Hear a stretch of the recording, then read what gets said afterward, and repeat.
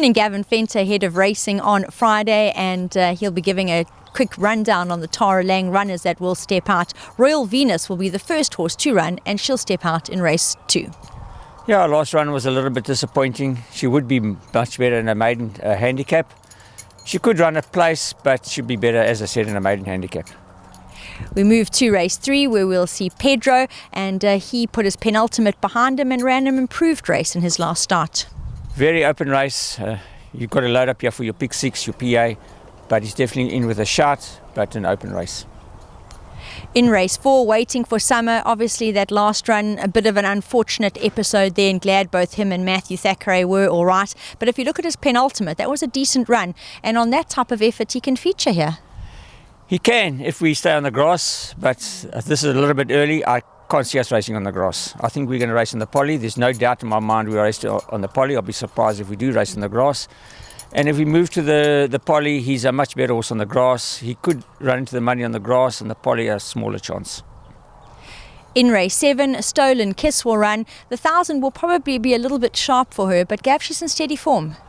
Yeah, an open race. Federer is going to be a very hard horse to beat. There's no doubt about it. Maybe, close to a banker for those who want to take pick 6s. Stolen Kiss has beaten her before, but the weight turnaround is a bit different. The 1,000 is a little bit short for her. She'll be much better 12, 13, but she'll run in the money. And finishing in race 8, 2 runners. We're going to start with Explicit Content, who's in the box behind us, getting saddled for his first string workout. And this fellow's produced 2 good runs out of the maidens so far.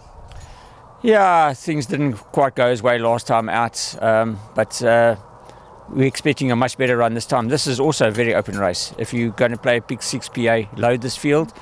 But 1,200 on the... Well, I think we're going to the poly. We basically scratched him. We left him in thinking we're going to the poly. So, and as I said, I think we're going to go to the poly, and then he's got a good chance.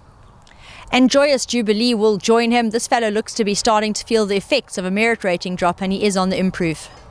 Good last run also. We had visions that we'd move to the poly, so we left him in. He'd be drawn a little bit wide, but there will be a few scratchings if we do move, and I think he's a better poly horse, and like I said, that's why we left him in, and we'll find a jockey. There'll be a few scratchings if they move, and he's got a place chance. It might be an open last, as it usually is, but these are both runners with chances.